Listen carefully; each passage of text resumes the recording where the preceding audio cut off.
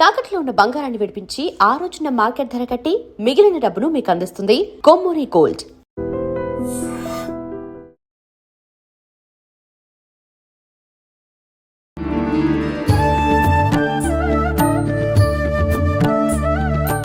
నమస్కారం అమ్మా. నమస్తే. ఏవో డౌట్ లో వచ్చి ఉంటావు తల్లి. చాలా పెద్ద డౌట్. అబ్బో, ఈ మధ్య కాలంలో అది చాలా పెద్ద సమస్యగా కూడా మారింది. ఓకే. మనం ఎక్కువగా వింటున్నాం అమ్మా, చేస్తున్న ప్రతి పని కూడా అది ఎదుటి వాళ్ళని ఇబ్బంది, మనకు కరెక్ట్ అనిపించినా ఎదుటి వాళ్ళని ఇబ్బంది పెట్టామంటే అది పాపంగా మారుతుంది అని. అసలు ఏమేం పనులు మనం చేసే పాపంగా మారుతున్నాయి అనే సందేహం చాలా మందిలో ఉంది. ఈ పాపపు రాశి పెరిగిపోతే మళ్ళీ జన్మలో కూడా మళ్ళీ మనం ఖచ్చితంగా ఈ పాపం వల్ల ఇబ్బందులు అనుభవిస్తాము అంటూ ఉంటారు. మరి మనం జాగ్రత్త పడాల్సిందే కదమ్మా, పాపం మూట కట్టుకోకుండా. మరి చెప్పండి చకచక. అయితే మనకు పాపము అనేది ఎందువల్ల తయారవుతుందో ఎవరికి తెలియదు నాన్న. ఎందుకంటే భగవద్గీతలో పాపం చేయొద్దు పుణ్యం చేయండి అని అన్నారు, వేదాల్లో కూడా చెప్పినారు.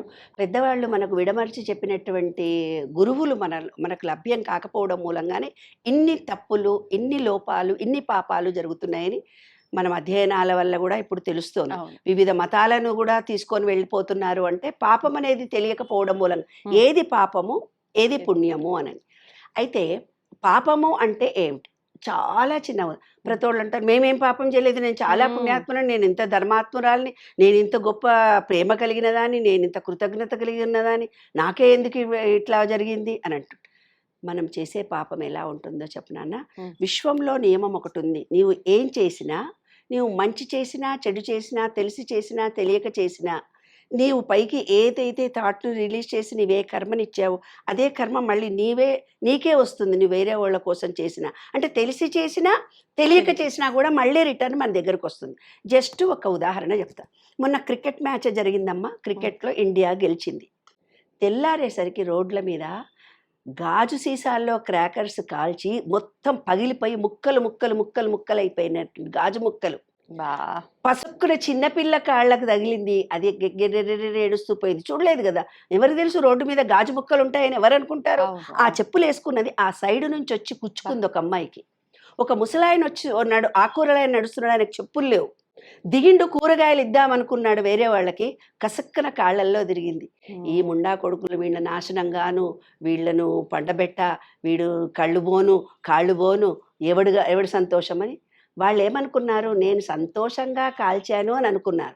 ఆ ఇంటి ముందున్నోడో ఇంటనుకున్నోడో కాల్చినోడో పక్కోడో ఎవడన్నా ఊడ్చి ఆ గాజు సీసాలను తీసి పక్కకు పడేయలేదు. ఆనందంతో తాగిన సీసాలతో సహా, క్రాకర్స్ కాల్చిన సీసాలతో సహా పటాపటా పగలగొట్టి వెళ్ళిపోయారు. ఇరువైపులా ఎక్కడ చూసినా గాజు సీసా ముక్కలు షార్ప్గా ఉన్నాయి. పొద్దున్నే ఎవరికి తెలుస్తుంది రాత్రిపూట? క్రాకర్స్ కాల్చిని అనుకుంటారు కానీ గాజు ముక్కలు పలగొట్టారు, తాగి ఎంజాయ్ చేసి సీసాలు పలగొట్టారని అనుకోరు కదా. 100 మంది రోడ్డు మీద పోతూ తిట్టుకుంటూ పోయారు. ఇప్పుడు వాళ్ళు చేసింది మంచా చెడా? చెడే. అది వాళ్ళ దృష్టిలో వీఆర్ గ్రేట్ ఇండియన్స్కి సపోర్ట్ చేశాము, ఒక మంచి పనికి క్రాకర్స్ కాల్చి ఆనందాన్ని పంచుకున్నాము అనే అనుకున్నారు. కానీ చేసింది ఏంటిది? పక్క వాళ్ళని ఇబ్బంది పెట్టాడు. ఇంకొకటి, దిష్టి తీస్తారే బంగారు తల్లి, షాపుల ముందర కొబ్బరికాయలు తీసేసి ప్రతి శుక్రవారం నిమ్మకాయలు కొబ్బరికాయలు అన్నీ తీసి డబక్కమని రోడ్డు మీద పడేసుకుంటారు. ఆ షాపులకు ఎవడన్నా రావాలంటే ఆ కొబ్బరి చిప్ప కసుక్కున కుచ్చుకొని రక్తం గారి సాయంత్రం కల్లా 100 మంది బండబూతులు తిట్టిపోతారు. వీళ్ళ నాశనంగాను, వీళ్ళకు షాపులు నడుస్తాయా, ఏ దరిద్రులుగా పలగొట్టినాడు, ఎవడు చేసినాడు, దిష్టి తీసి పడేసినాడని. అంటే వీళ్ళకు దిష్టి పోయిందా ఎక్కువైందా? ఎక్కువైతుంది, ఇంకేం పోతుంది. పాపం అనేది ఇలా తయారవుతుంది. అర్థమైందా? దిష్టి తీసి నడి రోడ్డున 4 కలిగిన రోడ్డు మీద పడేస్తాడు. ఒక మేకనో గొర్రెనో కట్ చేసి ఆ రక్తాన్ని పడేస్తారు. అంటే ఏంటి? వాళ్ళు అనుకున్నారు మా దిష్టి పోయింది అనుకున్నారు, కానీ పాపాన్ని మూట కట్టుకుంటున్నారు. అంటే మనం తెలియక చేస్తున్న ప్రతి చిన్న పని వెనక కూడా కొన్ని పాపాలు మన వెనక వస్తాయి. ఎవరైతే ఎంతమంది అయితే నెగిటివ్ మీ గురించి బ్యాడ్గా అన్నారో, చేసిన వ్యక్తికి తప్పనిసరిగా అది అనుభవించాల్సి వస్తుంది. అతను అనుభవిస్తే గాని అతను చచ్చిపోడు. ఏమ్మా, ఇది పాపం. ఒక భర్త ఒక భార్య నానాహింస పెడుతూ పోతుంటాడు. ఆయన అనుకుంటాడు నేను మగవాడిని, ఇలా లేకపోతే ఆడవాళ్ళు నా కంట్రోల్లో ఉండరు అని అనుకుంటాడు. ఆయన అనుకున్న దాంట్లో తప్పు లేదు. ఒక పని మనిషిని హెరాస్ చేస్తారు కొంతమంది వంట వాళ్ళని, కొంతమంది డ్రైవర్లని హెరాస్, కొంతమంది ఉద్యోగంలో ఉండే వాళ్ళ సబార్డినేట్ తక్కువ చులకనగా చూస్తూ ఎక్కువ మాటలు క్రిటిసిజం చేస్తూ వాళ్ళు ఉద్యోగాలు మానేయలేరు, వాళ్ళతోటే ఉండాలి, మానసికంగా చాలా హింసిస్తారు. ఎప్పుడైతే మానసికంగా కన్నీళ్లు పెట్టి ఒక స్త్రీ కానీ ఒక పురుషుడు కానీ ఎవరి వాళ్ళనన్నా బాధపడ్డారో, అంత బాధ ఏ వ్యక్తి అయితే చేశాడో అంత బాధ పడకపోతే ఈ విశ్వం వాడు చచ్చిపోడు. దెబ్బకు దెబ్బ లేదు. పూర్వీకులు అంటే 7 తరాల్లో ఆడపిల్లలు పుడుతున్నారని తీసుకుపోయి పిండాలు తీసేస్తారు, లేదా పుట్టిన బిడ్డని చెత్త బుట్టలో పడేసేసి వస్తారు, ఆడపిల్లనే పుట్టిందని లేదంటే ఎక్కడో అడవిలో పడేసి వస్తుంటారు, కుక్కలు తీసుకొని పోతున్నాయి అంటుంటారు. ఇలాగ అన్నీ తీసేసి పడేసిన పాపం ఏదైతే ఉందో వాళ్ళ జన్మలో కూడా వాళ్ళ ఇంట్లో ఏ స్త్రీ సుఖపడదు. మా ఇంట్లో స్త్రీలు ఎందుకు సుఖపడరు, మా ఇంట్లో మగపిల్లలకు పెళ్ళిళ్ళు ఎందుకు కావు, ఏ ఆడపిల్లని ఎంత సతాయించినరో ఏ జన్మలో, అవన్నీ కూడా ఈ జన్మలో మనం అనుభవించేవే పాపాలు నాన్న. కాబట్టి ఏ చిన్న పని మనం చేస్తున్నామో దాని వెనక ఆంతర రహస్యం తెలుసుకొని చేయాలి. ఏ తప్పు మన ప్రతి ఆడగాని మగ కానీ ఏమనుకుంటారు తెలిసినా, ఆమె కంటే నేనే గొప్ప, మనకంటే గొప్ప మనిషి ఎదుటి వస్తే ఆమె జీవితం మొత్తము తక్కువతనం చేసి మాట్లాడి ఆమె ఈగోను దెబ్బడియము. ఆఫీసుల్లో కూడా ఉంది, ఇండ్లల్లో కూడా ఉంది, అక్క చెల్లెళ్ళ మధ్య ఉంది, కాలనీలో కూడా ఉంది. ఏమనుందంటే ఒక స్త్రీలో ఒక మంచి టాలెంట్ ఉంటే వీళ్ళందరికీ కొంచెం ఈర్ష్య ఉంటుంది, ఆమె మేమే గొప్ప ఉండాలి కానీ ఆమె కాదు. కాబట్టి ఆమెలో చిన్న తప్పు దొరికినా ఆమె నడవడికలో కానీ ఏదన్నా ఆమె మనసు కష్టపెట్టి ఆమె ఆనందంగా ఉంది, ఎవరైనా కొంచెం ఆనందంగా ఉంటే సరే వాళ్ళని ఏడిపించిందాక ఈ ఈగో ఉన్నటువంటి మనుషులకు తోచి చావదు. వాళ్ళు ఏమనుకుంటున్నారు, వాళ్ళ ఈగో సాటిస్ఫాక్షన్ చేశాను అనుకుంటున్నారు. కాదు నాన్న, ఆమెను మీరు అర్థం చేసుకోలేక ఆమె మనసును మీరు కష్టపెట్టారు. ఆమె బయటికి చెప్పకపోవచ్చు, కన్నీళ్లతో మనసుతో ఎంత బాధపడ్డదో అంత బాధ వీళ్ళు పడితే కానీ చచ్చిపోరు నాన్న. అదే విశ్వనియమంలోని విశ్వరహస్యం. కాబట్టి ఇప్పటికైనా మనుషులు తెలుసుకొని మీ ఈగో సాటిస్ఫాక్షన్ కోసం ఎదుటి మనుషులను హింసించకండి. మీ ఈగో కోసము సబార్డినేట్ నేనే గొప్ప అన్న ఉద్దేశంతో మీకంటే తక్కువ వాళ్ళని తప్పు మాటలతో హింసించకండి. వాళ్ళు ఏ చిన్న భార్య కానీ, పిల్లలు కానీ, భర్త కానీ, తాతలు కానీ, ముసలోళ్ళు కానీ, ఎవరైనా కానీ ఇలాంటి చిన్న చిన్నవే పాపాలుగా వస్తాయి నాన్న. అమ్మ, పెద్దవాళ్ళు ప్రతి సందర్భంలోనూ ఒక చమత్కారమైన మాట గాని, ఒక సామెత గాని చెప్తుంటారు, అలా చెయ్యొద్దు ఇలా అనే రకంగా డైరెక్ట్ గా చెప్పకుండా. ఇప్పుడు ఈ పాపం విషయంలో కూడా నాకు ఒక విషయం గుర్తొచ్చింది. చేసిన పాపం చెప్పుకుంటే పోతుంది అని చెప్పి పెద్దవాళ్ళు ఒక మాట అనేవారు. ఇది ఎందుకు చెప్తారు మీరు?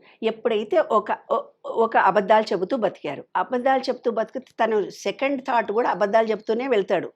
అలా చెప్పకుండా 10 మందికి చెప్పాడు, అరే నిన్ను నన్ను ఏమన్నావురా, నువ్వు అబద్ధం చెప్పరన్నావు, మళ్ళీ అబద్ధం చెప్తున్నావు, గుర్తు చేస్తారు వాళ్ళు. ఏ తప్ప భార్యను హెరాస్ చేస్తూ పోతున్నాడు, వాడు అందరికి చెప్పాడు, ఇప్పటి నుంచి ప్రామిస్ నాకు తెలియకుండా చేసింది, సారీ అంటాడు. 10 మంది చూస్తారు కదా, వాళ్ళ ఫ్రెండ్సో, అక్కలో, చెల్లెళ్ళో, నాన్ననో, అమ్మనో, అరే నిన్ను ఏమన్నావురో పెళ్ళానన్నా, మళ్ళీ అప్పుడే అంటున్నావేంరా, ఓహో నేను అన్నానా, అతను గుర్తొస్తుంది, ఆలోచిస్తాడు. అలా మనం ఏదైనా కొత్త పద్ధతి, కొత్తది మన సబ్ కాన్షియస్ మైండ్లో ఉన్నది ఫీలింగ్ని చేంజ్ చేసుకోవాలన్నప్పుడు నలుగురికి చెప్పుకోవాలి అన్నారు. అదే అంతర రహస్యం. ఇప్పుడు మనం చేస్తున్న ఈ పూజలు వీటన్నిటి వల్ల పాపం తగ్గిపోతుందా అంటే, మనం చేయాల్సిన రచ్చంతా చేసి పాపం ఎంత పూజలు చేసినా, పునస్కారాలు చేసినా, దాన ధర్మాలు చేసినా, మనసుతో చేసిన పాపం మనసే అనుభవించాలి, శరీరంతో చేసిన పాపం శరీరమే అనుభవించాలి, మాటతో చేసిన పాపం మాటనే అనుభవించాలి. 1000 దీపాలు పెట్టు, 1,000,000 దీపాలు పెట్టు, కార్తీక వన భోజనాలు పెట్టు, పాపం తొలగదు. డిఎన్ఏలో కూడా అది ఉండిపోతుంది. అంటే అనుభవిస్తే కానీ పోదు పాపము. అదే విశ్వనియమంలోని విశ్వరహస్యం. కాబట్టి మనకి జన్మ వచ్చింది పాపం కాదు, పుణ్యం చేసుకోవడానికి జన్మ వచ్చింది. అందుకని మన జన్మకు సార్థకత ఏమిటిది, జరిగిన దాన్ని ఒప్పుకుంటూ కొత్త జీవితాన్ని తయారు చేసుకోవడం, అదే పాపం పోయే మార్గం. సూపర్ అమ్మా, ధన్యవాదాలు. And for more videos, please subscribe to iDream. Please subscribe to iDream. Please subscribe iDream. And please subscribe to iDream. For more videos, subscribe to iDream. please like, share and subscribe to the channel. Congratulations, iDream. Subscribe to iDream. Subscribe to iDream. So subscribe to iDream Media. iDream team అందరికి huge congratulations. Please subscribe iDream Media. Please subscribe to iDream. Subscribe iDream. Please subscribe to iDream. iDream అంటే నా కళల ఛానల్ను subscribe చేసుకున్న నోరు తిరుగుతలేదు, మీరైతే గంట గుర్తు కొట్టండి. For more such videos, please subscribe to iDream. Subscribe to iDream. Please subscribe to iDream. Please subscribe iDream Media. Please do subscribe to iDream. Please subscribe to iDream Media. For best entertainment and information, please subscribe iDream. And don't forget to subscribe to iDream.